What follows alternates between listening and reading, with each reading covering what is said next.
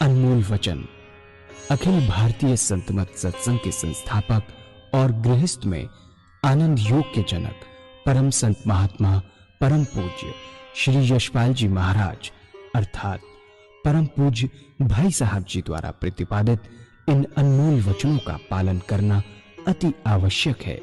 ये वचन हमारी गृहस्थ आध्यात्मिक साधना के लिए मूलभूत सिद्धांत हैं, जो इस प्रकार हैं। हम दुनिया की हर चीज की कीमत आंकते हैं, अपने मानव जीवन की कीमत भी जाने व परमात्मा की प्राप्ति हेतु साधना करें। मनुष्य योनि एक उपहार है, इसीलिए परमात्मा को धन्यवाद देते हुए आधा घंटा प्रातःकाल, आधा घंटा सायंकाल पूजा अवश्य करें। सत्संग, सतनाम व सद्गुरु को प्राथमिकता देते हुए इसी के आधार पर ध्यान योगाभ्यास अवश्य करें व गृहस्थ के कार्यों को परमात्मा का कार्य समझकर उसी की याद में संपन्न करें। हर समय ये ध्यान रहे कि गुरु कृपा द्वारा परमात्मा की पवित्र सत्ता का हमारी आत्मा में वास है, अतः मन में निरंतर अपने इष्ट देव का जाप करें। मान सम्मान की इच्छा न करें व अपमान से दुखी न हो। परमात्मा के अतिरिक्त किसी और का भय न करें।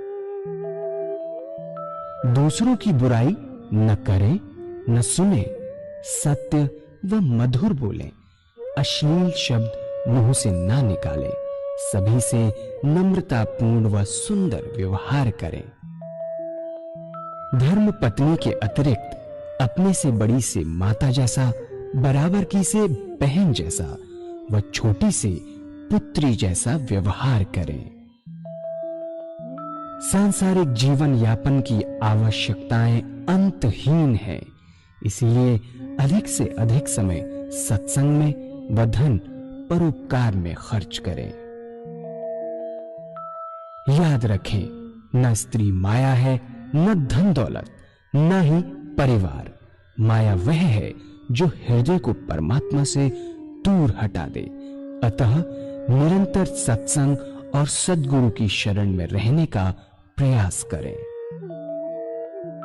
भोजन अपने इष्ट को अर्पण कर प्रसाद रूप में परमात्मा की याद में करें।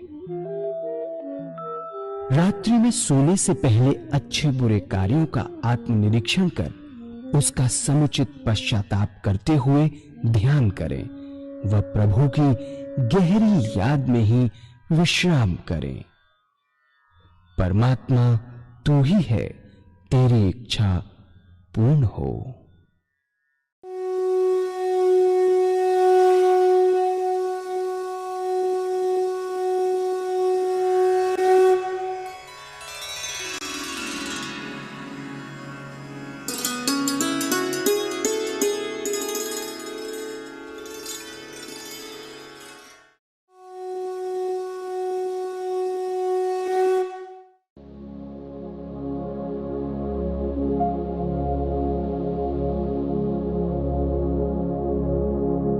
जय सद्गुरुदेव जय पद शरणं श्रेयस्वरूप चरणों शरणं। जय सद्गुरुदेव जय पद शरणं श्रेयस्वरूप चरणों शरणं। तुलसीदास भगवान राम के उपासक थे और इतने भगवान राम के उपासक थे कि एक बार द्वारकाधीश मंदिर चले गए। सबने प्रणाम किया, आपने प्रणाम नहीं किया। तुलसीदास जी ने, लोगों ने पकड़ लिया, कहने लगे कि आप तो भगवान के भक्त हैं, आपने प्रणाम क्यों नहीं किया। तुलसीदास जी ने भगवान की स्तुति की और भगवान की मूर्त का बड़ा सुंदर वर्णन किया। आखिर में रो रो के कहने लगे कि तुलसी मस्तक तब झुके जब धनुष बाण लो हाथ। क्या कहा कि तुलसी मस्तक तब झुके जब धनुष बाण लो हाथ। ऐसा कहते कि भगवान के हाथ में धनुष बढ़ा गया। तुलसीदास जी ने दंडवत प्रणाम किया। ऐसे एक इष्ट के उपासक थे, ऐसे ही सूरदास भगवान कृष्ण के उपासक थे। उन्हें हर जगह भगवान कृष्ण नजर आते थे और उनके साथ भगवान कृष्ण हरदम साथ रहा करते थे।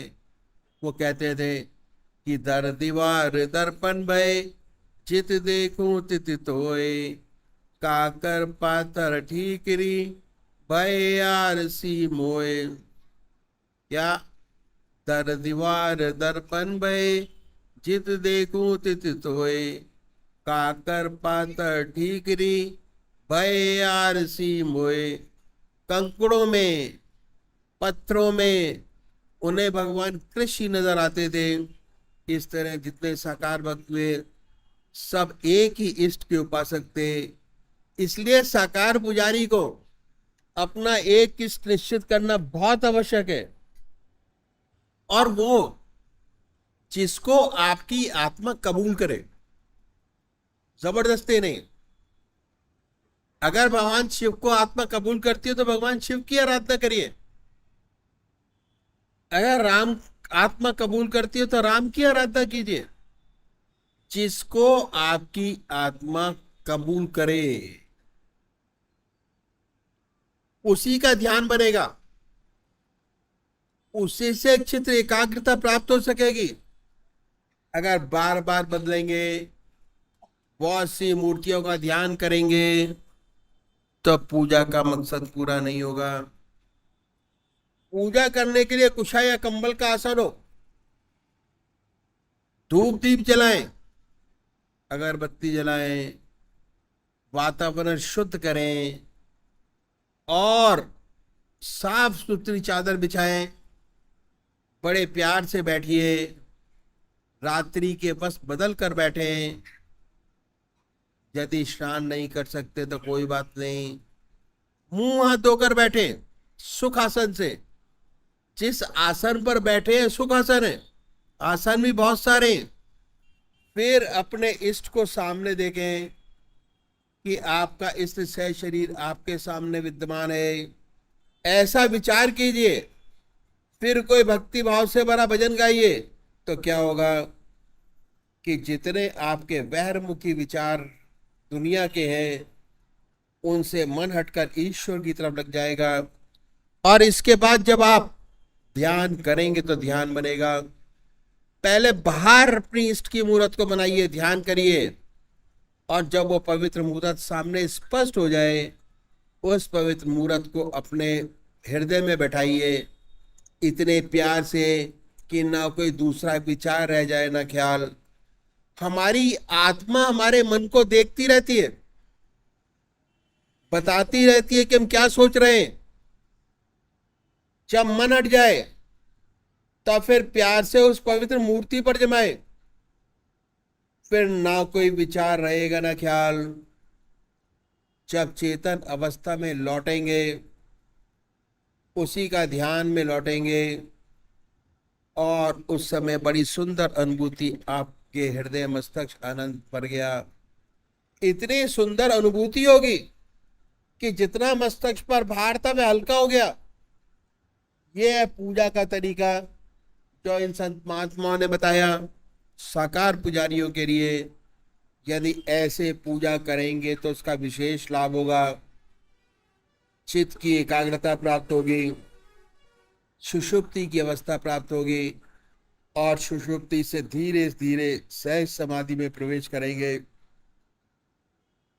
दूसरे वो भाई है जो निराकार भगवान के उपासक है, जो परमात्मा को मूर्ति में नहीं मानते, वो नाम को पकड़े भगवान के और उस नाम को चुने जो आपकी आत्मा कबूल करे।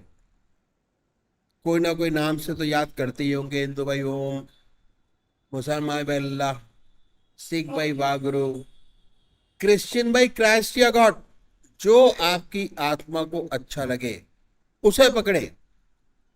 आसन वही, बड़े प्यार से बैठे सुखासन से, हृदय की तरफ निगाह रखें, आनंदमयी अवस्था बनाएं और ये ख्याल करें कि जब आपका हृदय दुख दुख करता है, जो दुख दुखी है बीट, हार्ट बीट, उसे ओम नाम निकल रहा है। ये जो नाम चुना है वह निकल रहा है। हृदय ओम ओम कह रहा है, जबान नहीं कह रही, जिह्वा से नहीं, ख्याल से, बाई थॉट। शुरू शुरू में दिक्कत होती है, तब आप मानसिक जाप कर सकते हैं, ओम ओम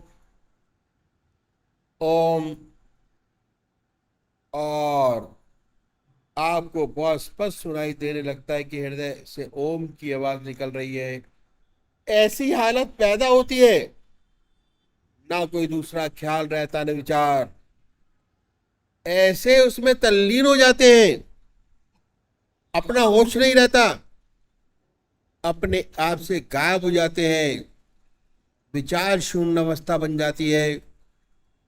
जब चेतन अवस्था में आते हैं, वही नाम सुनते होते हैं, हमें एहसास होता है बड़े आनंद का, हमारा मस्तक अनुपम आनंद से भर गया, बड़ी शांति मिली।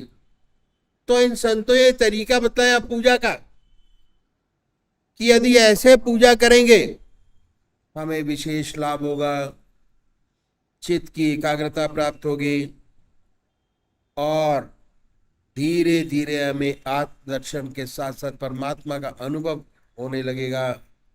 और एक दिन ऐसा आएगा कि हम उससे एकाकार हो जाएंगे और ज्योति से ज्योति मिल जाएगी। ये है तरीका ध्यान शुरू करने का जो हमारे संतों ने बताया। अगर इस तरीके से पूजा करेंगे विशेष लाभ होगा, चित्त की एकाग्रता प्राप्त होगी, सुषुप्ति की अवस्था प्राप्त होगी और सुषुप्ति से सहज समाधि में प्रवेश करेंगे। तो ये है तरीका पूजा करने का जो मैंने आपके सामने रखा, और इसे हर कोई अपना सकता है, चाहे वो किसी भी समाज का आदमी हो, किसी भी धर्म का अनुयायी हो, सन्यासी हो, साधु हो, स्वामी हो, सब इस तरीके से अपने ध्यान की अवस्था प्राप्त कर सकते हैं। परमात्मा तू ही है, तेरी इच्छा पूर्ण।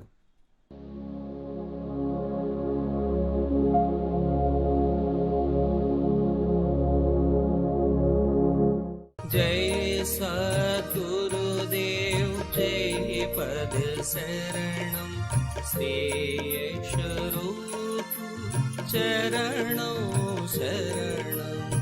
जय सद्गुरुदेव जय पद। पूज्य माता और बंधुओं, अपने अपने परमात्मा का ध्यान करेंगे जिसको मानते हैं। जिसको मानते हैं, कोई भी राम को मानता है, कोई कृष्ण को मानता है, कोई देवी को मानता है, सब अलग अलग मानते हैं। ये हमारे जो सिस्टम है उसमें छूट है। हमारा आध्यात्मिक देश है और बहुत बड़ी छूट है। पिताजी हनुमान जी को मानते हैं, बेटा राम जी को मानता है, बेटी शिव जी को मानती है। अलग अलग एक घर के अंदर सारे अलग अलग घटक बने हुए हैं, जो जिसको मानता है। उन्हीं को मानिए, बदलना नहीं है। मंत्र भी आपका अपना होगा, जो मंत्र आपका है उसी को याद करना। बहुत से भाई ओम को मानते हैं, ओम को मानिए। बहुत से अल्लाह को मानते हैं, अल्लाह को मानिए। जो जिसको मानता है उन्हीं का नाम लेना है, उन्हीं का ध्यान करना है। ध्यान कैसे करें? मैंने सुबह ही बताया था आपको ध्यान करने का तरीका। जिस आसन पर बैठे, इसी आसन पर बैठे, सुखासन। आसन भी बहुत तरीके के हैं, सुखासन, सिद्धासन, अर्ध सिद्धासन, बहुत सारी चीजें। जिसमें आपको सबसे ज्यादा आराम मिलता है वो आसन आपके लिए सबसे ज्यादा अच्छा है। बड़े प्यार से बैठे, खुले होके, कपड़े भी ढीले ढाले होने चाहिए, टाइट कपड़े नहीं होने चाहिए, जिससे शरीर को भी आराम मिले, मन को भी आराम मिले और आत्मा को भी आराम मिले। उसके बाद जो आपकी आत्मा है उससे प्रश्न करिए कि परमात्मा की कौन सी मूर्त, कौन सी शक्ल, कौन सी सूरत, कौन सी मूर्ति आपको सबसे ज्यादा अच्छी लगती है। कौन सा नाम आपको सबसे ज्यादा अच्छा लगता है, उसी नाम को पकड़े। वही परमात्मा की शक्ल, जिसमें परमात्मा की वो शक्ल जिसमें आपने परमात्मा की सबसे ऊंची भावना डाली हुई है, उसको अपने सामने बनाए, अपने सामने स्थापित करें। जब तक डिसाइड किया तब तक वो मूर्ति में है, फोटो में है, शक्ल में है। और जैसे ही आपने डिसाइड कर लिया आप ध्यान करने के लिए बैठेंगे, तो सा शरीर स्थापित करिए अपने सामने कि हमारा परमात्मा हमारे सामने सह शरीर विद्यमान है। बड़ी बड़ी आंखें हैं, गोल चेहरा है, जटाएं हैं, सर्पों की माला है, मृगशाला पर बैठे बना है भाई, थॉट, ख्याल से, ऊपरी भाव से नहीं, इंटरनल भाव से, ख्याल से, भाई थॉट, सोच विचार में उस भाव को उतारें। जब वो सामने स्पष्ट हो जाए,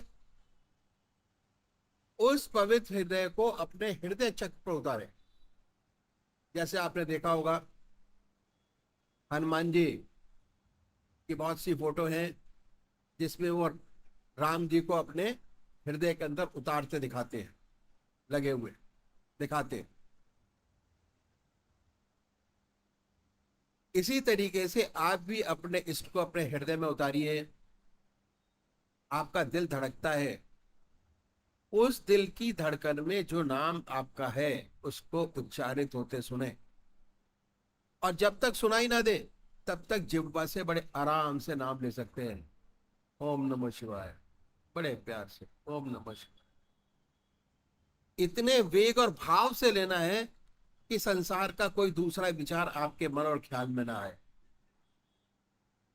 पर क्या होगा कि जैसे ही आप ये काम शुरू करेंगे, ऐसे ऐसे विचार हमारे सामने आएंगे जो हमने जिंदगी में कभी सोचे नहीं होंगे।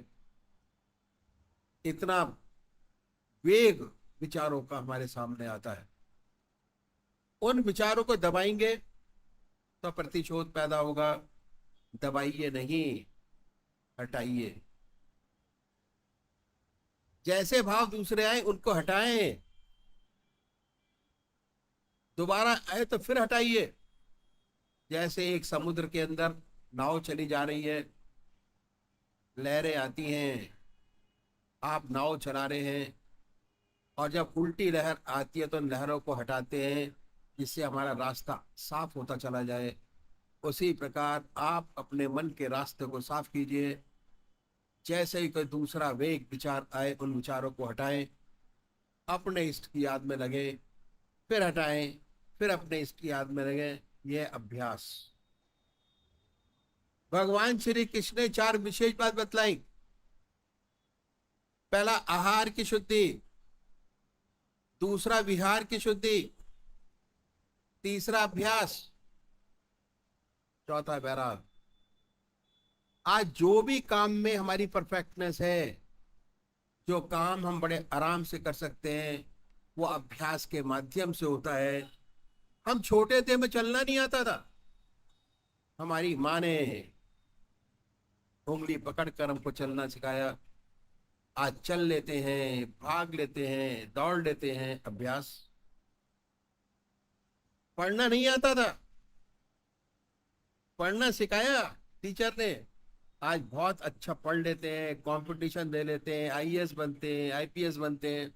अभ्यास, जैसे जैसे अभ्यास बढ़ता चला जाएगा, आपके इष्ट की मूर्त स्पष्ट होती चली जाएगी, और एक दिन ऐसा आएगा कि आप होंगे और आपके सामने आपका इष्ट होगा। आपको कहीं जाने की जरूरत नहीं है। अपने इष्ट से, अपने भगवान से, जिसकी मूर्त सपने में सोची थी कि ऐसे होगी, अगर वो स्पष्ट आपके सामने बैठा दिखाई दे, तो कौन सी ऐसी चीज होगी जिसे आप अपने आप सॉल्व नहीं कर पाएंगे, सोल्यूशन ना निकाल पाएंगे। सारी चीजें बड़ी सुंदरता से पार होती चली जाएंगी, जीवन बड़ा सुंदर और अच्छा होता चला जाएगा। दूसरे वो भाई हैं जो निराकार भगवान के उपासक हैं, परमात्मा की मूर्ति को नहीं मानते हो, बड़े प्यार से बैठी आनंदमयी अवस्था बनाए, कोई ख्याल नहीं। उस परमात्मा से प्रार्थना कीजिए कि हे प्रभु, मुझे ध्यान भी नहीं चाहिए, मुझे तेरे चरणों में विश्राम चाहिए। विश्राम करेंगे तो जैसे सोते हुए विश्राम करते हैं, उसी प्रकार आप जब पूजा के अंदर विश्राम करेंगे तो वही स्थिति आपकी होगी। खटाखट ध्यान लगा होगा, बहुत सुंदर स्थिति होगी, ना कोई विचार रहेगा ना ख्याल। ऐसे तल्लीन होंगे कि ना कोई सांसारिक विचार होगा ना ख्याल। सुषुप्ति की अवस्था पैदा होगी, और सुषुप्ति के बाद अगर अभ्यास और बढ़ेगा, और अच्छा होगा, और अच्छा होगा, तो समाधि की अवस्था प्राप्त होगी। आप पूजा में भी बैठे हैं, ध्यान भी कर रहे हैं, और साथ साथ आपको पता है कि हमारा कारोबार कैसा चलता है, कितना सुंदर होता है। ये अनुभव का विषय है।